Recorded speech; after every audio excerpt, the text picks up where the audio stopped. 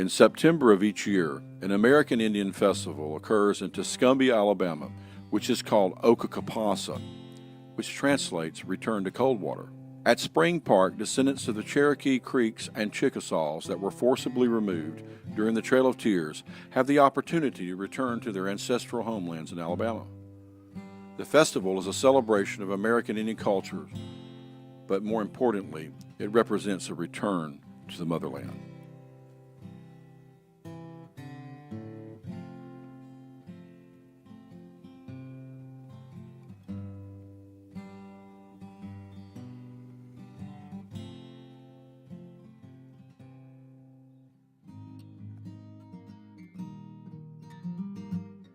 I think most people that come to these festivals get a modern day perspective of Native America. This one is different in that it's not a contest powwow, it's more of a demonstrator powwow. So you have the drums and the dancers that are demonstrating certain kinds of dances. You have storytellers that are demonstrating the storytelling techniques and stories of the past. You have a lot of vendors selling native crafts. You have the public coming to enjoy the weather, enjoy the drums, the dancing, the music, the stories, and to sample the food and maybe take a souvenir home, something that can remind them of the good time they have there, something that could help them to bring greater balance and harmony into their life.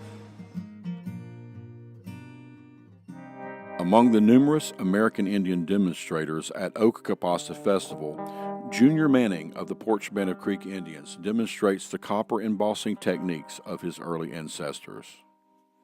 Patience is the key. The key word, Yes. isn't it? Patience. Yes. Very much patience. And then I got other ones to get in smaller areas. Right. And then I got other nibs like this. And what these does, if you want to decorate the edges like around here, I see. it's all by hand. There ain't no machines or anything about it. Trace out your pattern. You lay a pattern on there and trace it out with a pen. And then you come back with this nib here, and then you go over your lines to define your lines. And then after that, you start working it out with a wooden dowel. You work it out about halfway, and then you come back with your nibs and define your edges. And then you work it out with a wooden dowel a little bit more to level it out. And then after that, you cut it out, and then you either use liver sulfur or milk of roe and red wine vinegar to tarnish it. While the tribes of Oka Kapassa share many traditional arts, it is the stomp dance that best represents the sense of community and of cultural continuity.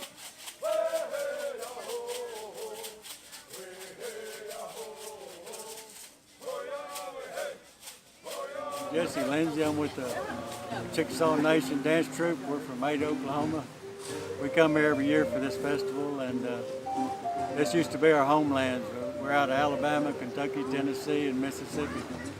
So when we come back, it's like coming back home. So it's kind of a special feeling when we come back and dance for the people here. We have ceremonials, which will be our stomp dances, and then we have social dances, which we invite people out to dance with us, and it's different types of dances we have for the public. Why do you invite people out to dance? To share our culture and to just share who we are and kind of get with us and dance with the Chickasaws. A lot of people, if they hadn't been around Native Americans, it'd be the time to kind of maybe catch a feeling from us with our old songs that go back. They say thousands of years, but we say from the beginning we've been singing songs. So our songs go back way back there in history. So it's kind of special to us, and maybe it'll touch them that way.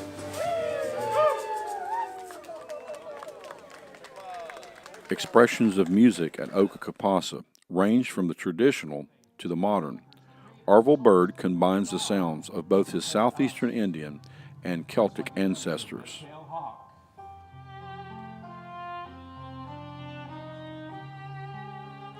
Hello, my name is Arvel Bird. I was born in Boise, raised in Utah and Arizona.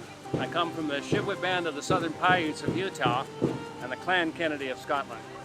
So I give myself the brand of the Celtic Indian.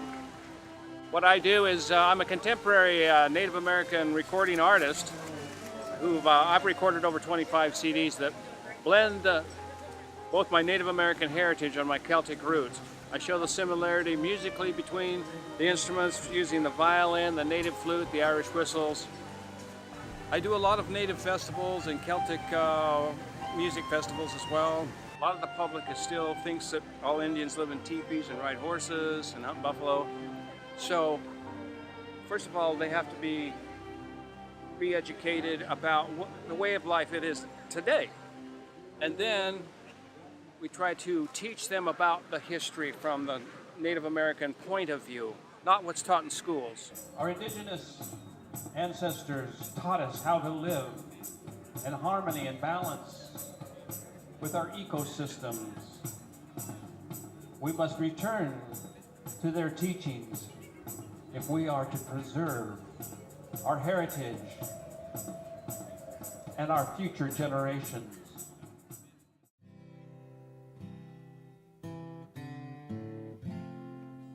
As many of the tribal visitors can attest, the Oka Kapassa festival represents not only a return to the motherland, but also rekindles a sense of reunion between the tribes and the citizens of Tuscumbia.